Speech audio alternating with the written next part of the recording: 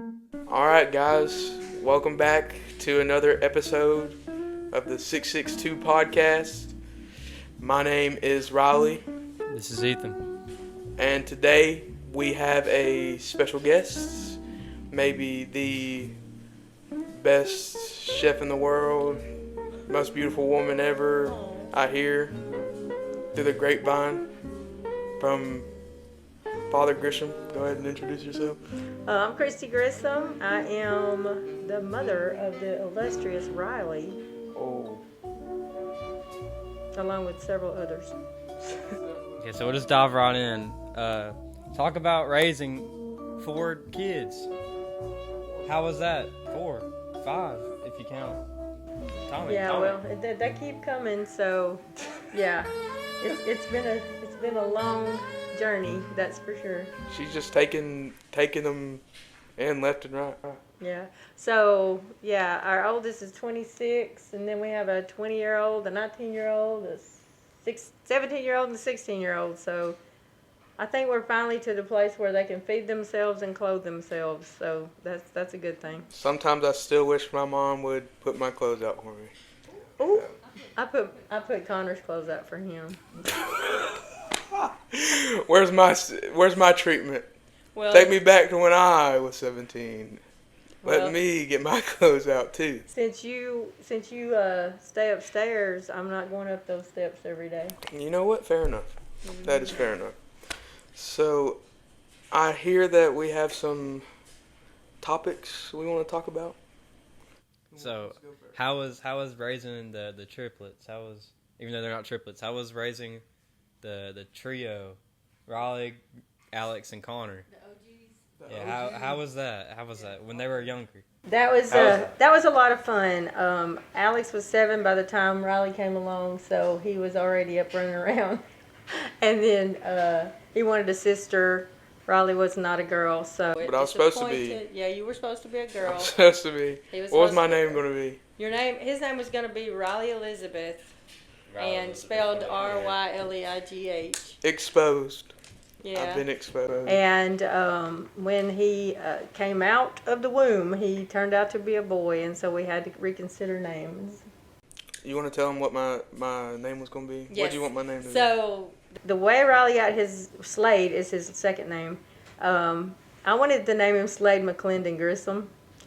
I had run across this fire truck salesman named Slade McClendon at a municipal conference or a firefighters conference, one of those that Brian frequented when he was the fire chief, and I love that name. I just thought it was the best, and so I mentioned it to Brian, and he said, "There's no way I am going to name my kid," and those guys will find out about it, and I'll never hear the end of it. So he let me keep the Slade part, and we just kept Riley, even though he wasn't a girl, and we decided to spell it Reily instead of the traditional way, which I'm sure causes Riley all kinds of issues. Oh, to it's this bad. day. It's so bad. It's taking me.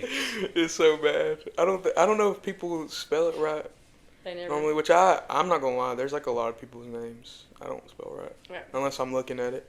A lot of people call you Reily. Yeah, Siri. Bro, you'd be surprised people spell Ethan wrong. They spell it Eathan. Why though? I don't know why they do that, but people do. So his name is tricky. Yep. I think I'm the. Do I spell it like that? You've never spelled my name like that. Okay, But I there's didn't people that do. remember. There's people that do. I didn't remember. I was literally thinking. I was like, I might spell brother's name like No, that. it wasn't. Not you, but how long have you been married to Brian for? So we were married in 1988. So How was that back then? How was the gas? that was the gas back How was then. the gas? It was like 25 cents a gallon. No, I don't know. No, it wasn't that cheap. They were pumping the gas for him. Back in 1988. No, I remember 1978 when there was a gas shortage. Mm. And so, yeah, I was 8 years old, and I remember the lines of cars just all the way out on the highway waiting on their opportunity to get some gas. So you had to ride your horse in it though. We did not have a horse at the time, but Horse and buggy. that was in the Jimmy Carter era. What's the Beverly Hillbilly? He used to be the worst president in the United States until Joe Biden came along. We're keeping that in. That's staying in, and That's highlight moment. I stand on that. That's going on the Instagram Reels right there. So describe yours and Brian's wedding. How was that? How'd y'all plan that out? Oh, it was so much. Well, actually, it's hard to remember it, but days before the wedding, weeks before the wedding, Brian's family, his aunts, his mother, they sat around cutting out lace for my dress. There were sheets of lace, and we cut out the scallops. And then my mom made my dress, and it's got layers and layers of lace. And so that's a fun memory. And the wedding itself, I can't, it's hard to. It was a beautiful wedding. We had some really beautiful, super spiritual songs. We didn't have any kind of secular songs, and really the presence of the Lord was in the place. That was one of the songs that we had sung, "Surely the Presence," and it was a very somber and touching, I thought, wedding. It was fun. To me, I enjoyed it. I think Brian was terrified, but I think there's a big question here. What? Because I think me and you both know that Dad is not a super, how should you say, emotional man. Yeah. So did he cry? I can't really, I don't really remember, but I think he probably did. He probably did. I feel like he did. Mm-hmm. I don't know. And he had these great big glasses like this. Oh yeah, I seen the I think picture. Really, Did he look like Peter Griffin?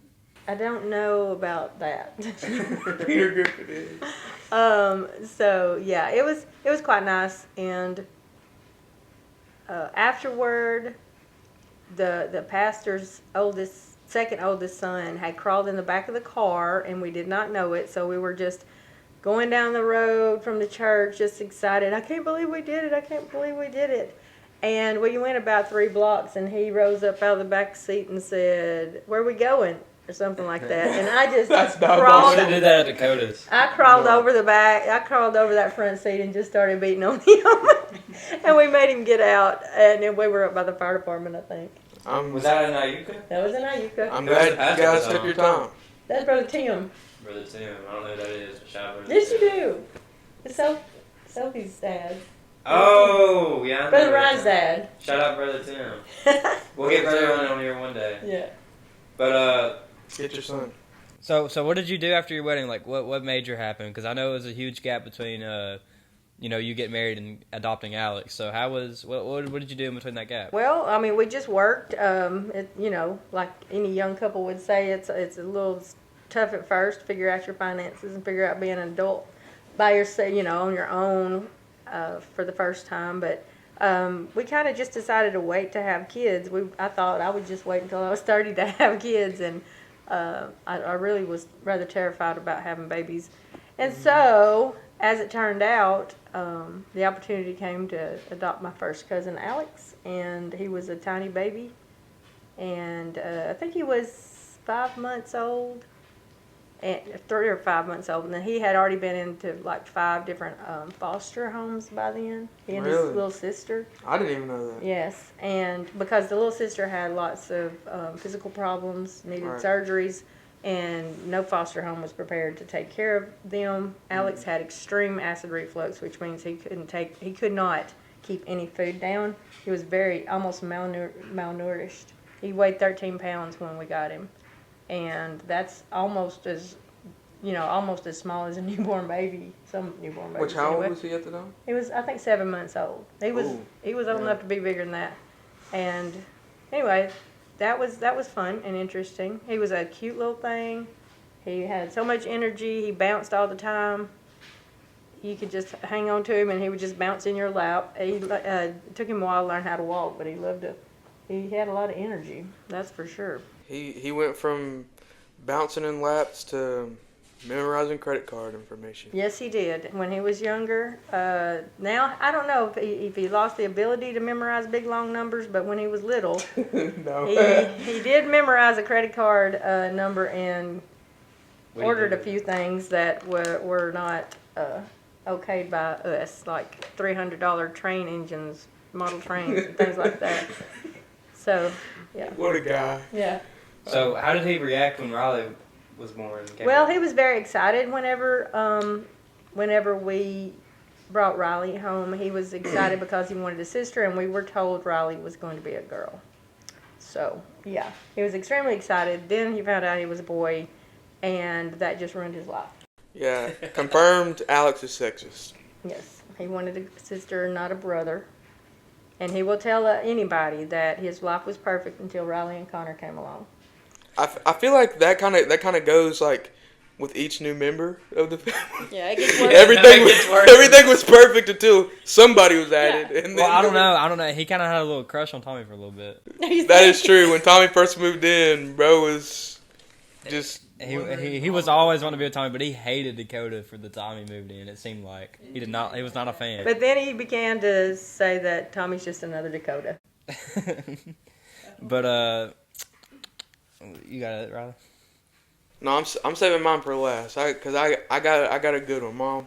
Okay, What's so your topic? well, I had a What do you different got? topic, but since we've talked about the boys coming to be with us, I will talk about how Reily came to be. Okay. Okay, fine. so Alex was about 5 or 6 years old. He started talking about a sister, want a sister. We weren't at the time. We had decided we'll try to have kids, but it never happened. So we thought, okay, so we apparently can't have kids. So we started looking for a child to adopt. Our criteria was that we wanted a girl, and we wanted her to be mixed because Alex is, and we wanted Alex and our new child to not feel left out at all. I hate interrupting, but Yes. What's your message to all those people that, like, just in general would come up to you and they'd say, "Why are you trying to save all the colored babies for?" They never said that. Nobody said that. They would say, "Oh, how cute." But Where'd what would you say if they did? Why are we trying to save all the colored babies? Yeah, you know those people out there. I don't care what color they are. You know, I'm just trying to love them.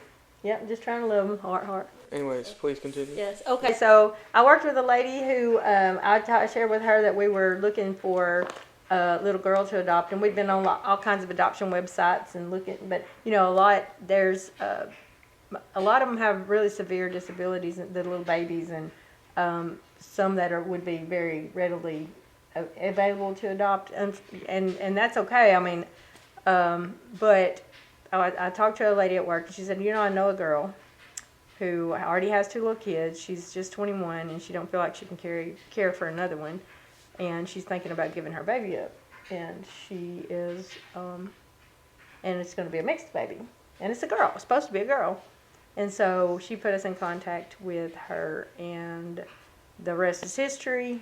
I was there when Reily was born. My dad was out in the hallway waiting to hear about that little girl. I came straight out there and said, "It's a boy," and we were just as happy as we would have been if he'd been a girl. Mm. So Alex did not get a sister, but he did get a brother. He probably still loves me.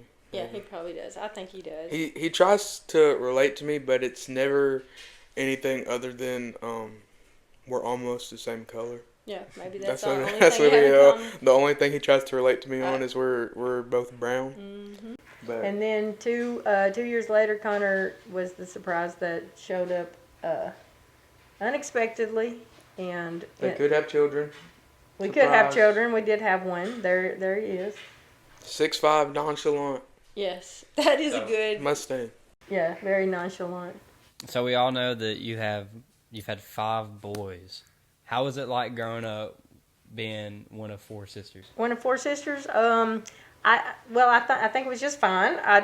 We didn't know what a brother would be like, right? Well, I mean, we had some neighbors down the road that were boys, and we were friends with them. But just having 3 sisters is you got friends for life. So I mean, people ask me who's your best friend. I said I don't need a best friend. I have 3 sisters, and so.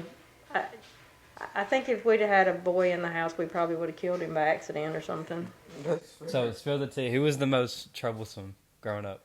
Be unbiased as possible. Unbiased. Well, I'm going to say Rachel. She's very, very placid at this point in her life. But when we were younger, she would beat us up on the regular. I was the smallest but oldest, and it was pretty bad. But I've been told by Darlene, the third one, lately that I was pretty mean to her too. So she told you that recently? I was there. Yeah. That's terrible. That was. Yeah. So Anyways, y'all ready? ready I, for it? I need both of y'all to buckle in Okay. What you got? because my subject doesn't even kind of relate, but it's crazy. So we were actually going to talk about this last podcast. We didn't get around to it. But I want to hear both of y'all's, I guess, reaction, what y'all would do in the situation. Also, anybody watching, go look it up, go read about it. So I don't know if you're aware, Mom, but I think it was about a week or two ago, there was a woman babysitting, and the girl she was babysitting was scared that there were monsters under her bed. And so in the process of that woman getting down and checking to see, oh, I'll check to see just so she'll go to sleep, there was a man under that girl's bed. Oh my goodness. That was in Kansas, I think. It was crazy. It was a big thing I saw on Instagram. Wow. So I'm just thinking, what do y'all do in that? What is there to do in that situation? Apparently, the guy owned the house or something, or no, he didn't own the house. He was an ex-owner, and he had already had what's it called, a restraining order or cease and desist or something like that from the homeowners, and he was staying there because he didn't have another house. But it's still crazy, dude. I'll see if I can find the mugshot and put it up. But no, that was crazy. But Wow, no, I know what I would do first thing off. Well, number one, a guy cannot be under our bed. It's a platform bed. They're not getting under there. But if somebody happened to be under a bed I was looking under in my own house, that didn't belong. they would meet the grace of God. they would meet the end of a barrel. I might not shoot them, but I'd make them think they were going to die. I mean, they should have. Well, I don't blame you, but that's very scary, especially since she was going at that completely expecting there to be nothing. Well, my first instinct really is get the broom and poke him with the handle. Force him out from under the bed, From under the jab bed. him a couple times, and be like. No. so this is kind of deriving the topic, but how was your college life? Because I know you went to college at a later age. How was you going to college? Going to college at the age of 37 Well, first off, what college did you go to? Okay, first I went to Northeast Mississippi Community College at the age of 37. I happened to be carrying Connor in my tummy at the time, so he's gone to college already. That might be why he's so smart. He was learning with her. He was learning. He was learning with her. That was after my job of 13 years ended. The furniture factory that I had worked at, some of the jobs went overseas and they closed down. So therefore, the state of Mississippi said, we'll pay for you 2 years of college anywhere you want to go as long as you can get a job afterward. And culinary arts was the thing it was a program that had just opened that very year. And I was the first graduate from that. And then I went back and did hospitality management technology. Both of those are associates of applied science degrees. And then opened a catering business. And later on, I was able to go back to Northeast to teach hospitality management. My mentor and advisor and instructor passed away, and some people say that he had handpicked me before his untimely demise. But it was just the weirdest thing. And of course, then I went to Ole Miss for a bachelor's and University of Alabama for my master's. And now I just need to go to University of Tennessee or somewhere in Tennessee so I can have the Just don't go to state and you'll be good. tri-state area. Don't go to state. I'm not planning on it. I said do not. So you did all that, and now you're you work at Northeast. So how's it being a teacher? I like it. I really enjoy my students. It's a lot of fun. We hospitality and culinary are two of the most fun majors on the campus, I think. We do a lot of catering, but we do a lot of traveling as well with DECA, collegiate DECA business organization for students. Going to San Francisco in the morning with I think 19 students. Hope y'all win something. I hope we win something too. Hope y'all get first place. We'll put up some pictures of her in San Francisco. You better take some Yeah, pictures. take some Oh, I pictures. will. We'll put it up. up. We'll put it up. Yes. If anybody gets first, second, third place, If we they might just slap get- that up there too. If they just get in the finals, we'll be happy. We'll slap that up These kids are going to be competing against students from universities all over the United States and some other countries. Other countries. And so these are 4-year universities. Some of those students will have already been in school for 4 years, in college for 4 years. And so these are community college students. Anytime they get up on that stage, it's a big victory for us. So, Riley, got another one? I think we're ready for a bit of the harder questions. I guess I should say. Yeah, I got a pretty hard question. Okay. So, first off, I just want to say, I want to start off by saying why I felt the need for some of the questions we're going to ask today, and it's just in case. It's almost like how we do testimonies. Mm-hmm. I want you to be able to hopefully maybe speak to somebody, and if there was somebody watching this in the same, circumstances as you have been in, that they know that, They can make you can still end up okay. So, we do know that at a young age, your parents did split. And my first question is, I want to know what are some ways that personally affected you? Okay, so after having grown up in the church for all of our lives, I think our parents got in church whenever I was like a year old, maybe. So we had grown up in church, and we knew divorce is frowned upon. It is wrong. People need to stay married. They need to stay committed.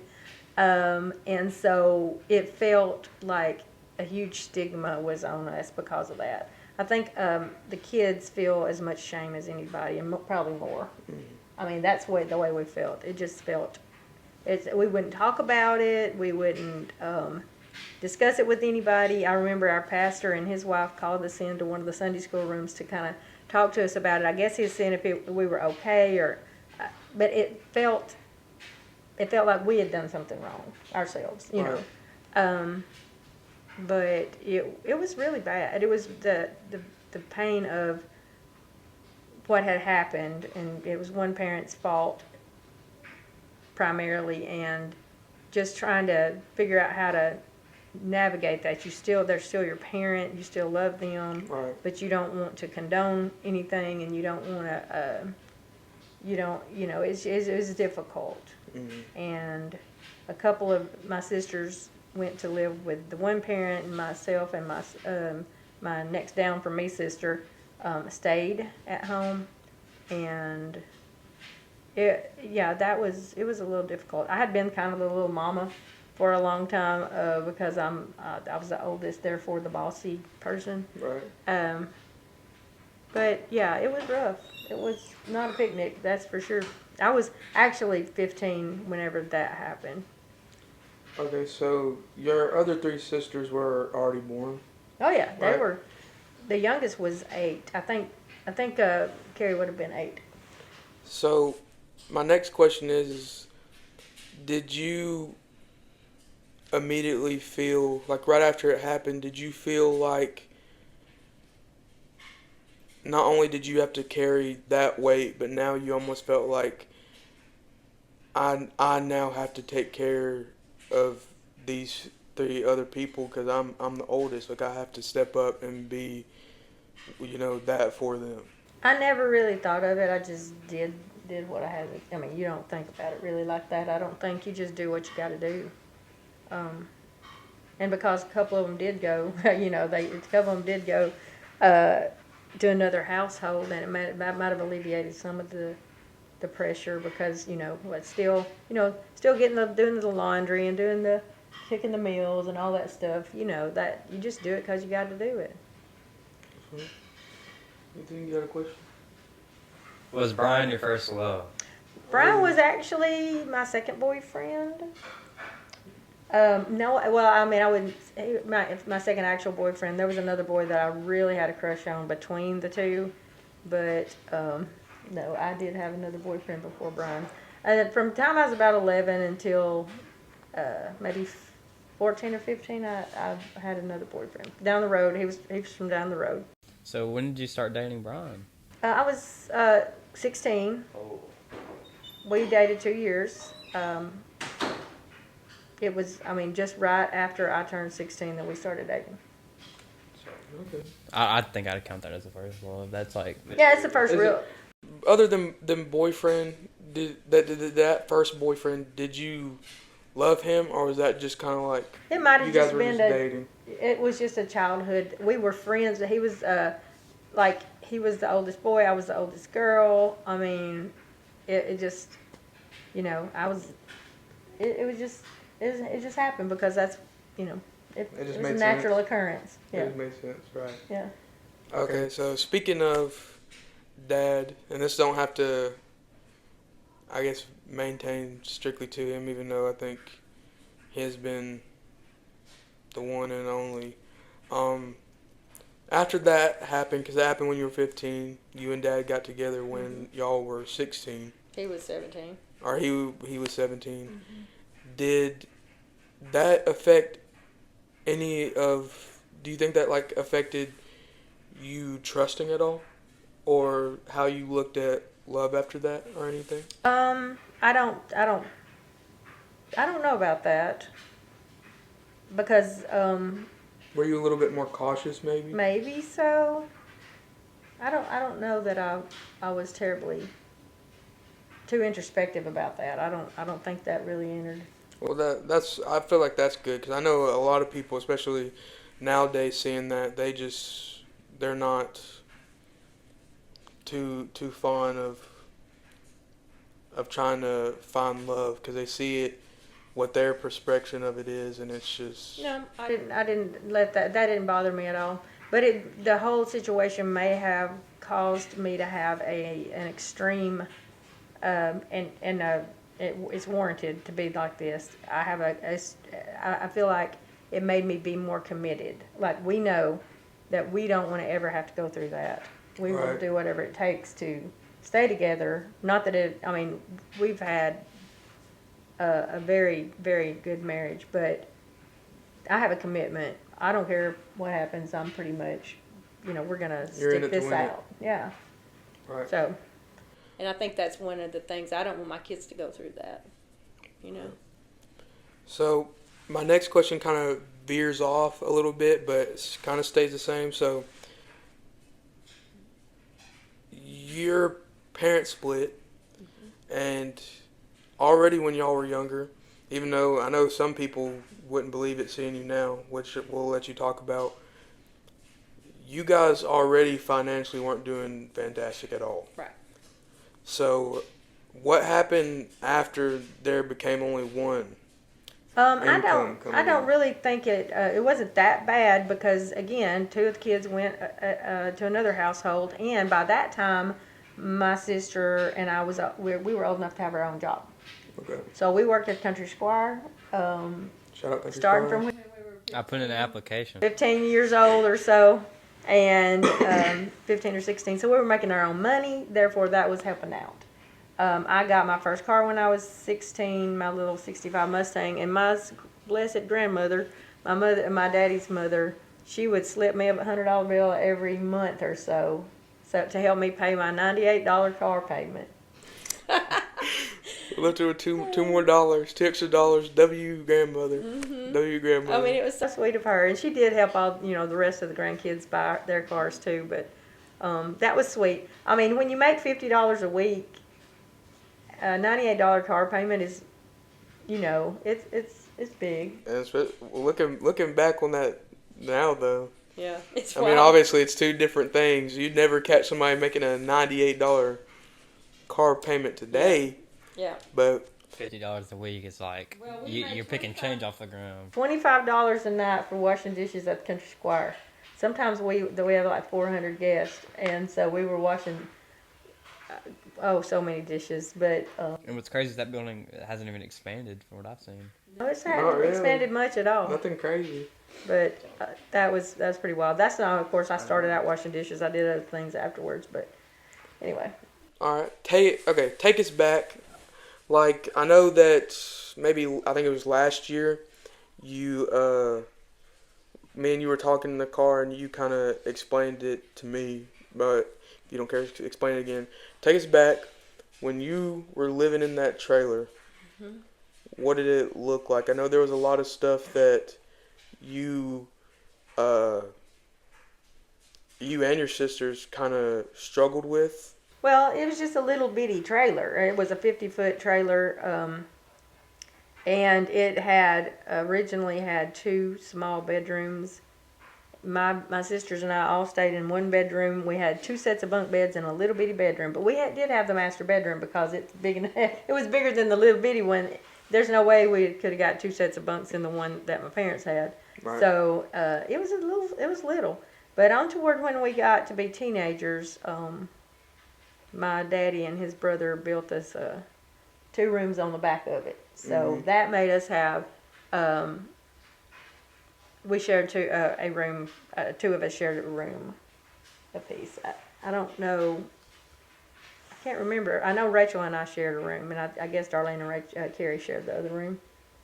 Well, I know that you kind of talked about, like, you guys weren't very big on having, like, you guys wouldn't even have friends come over. Oh yeah, we sometimes. Well, I don't know. That is not true.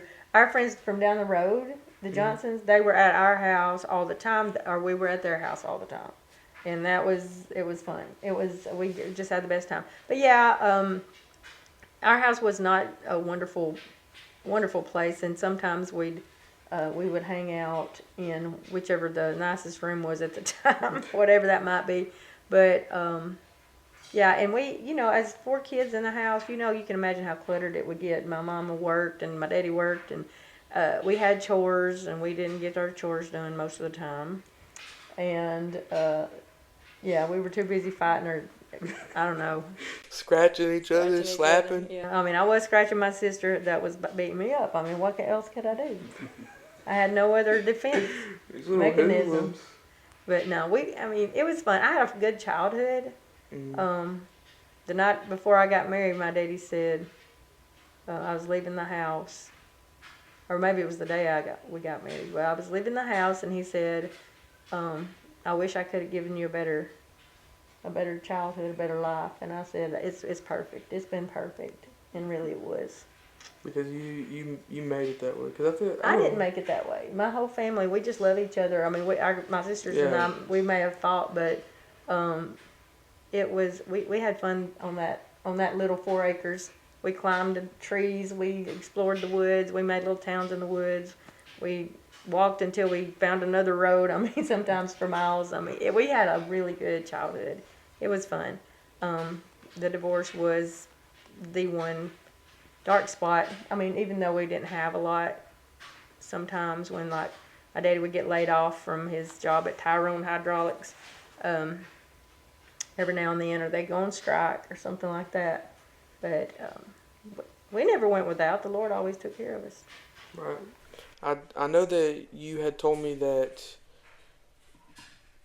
like, a lot of times y'all would count going out to eat as Going out to eat at McDonald's was a big deal. My daddy would get his check on Thursday. He worked a different shift. He didn't work day shift. He worked second or third shift. I think third shift. So we would drive to Corinth on the day of payday, and he would pick up his check, and they would go cash it, and we'd all go to McDonald's. That was the biggest highlight of our week, going to McDonald's. And I remember the bill being like $11.98, and I thought, dear Lord, this is costing a lot. And that's a family of 6. And now, yeah, one person can barely eat for $11. And I remember when I used to, I'd eat a Big Mac. I was a little big thing, but I'd eat a Big Mac, and I think that was just such an adult thing to do. Big Mac by itself, like let alone feeding 6 people. A Big Mac now is like half of what they paid, so that's crazy. Yeah, it's something else.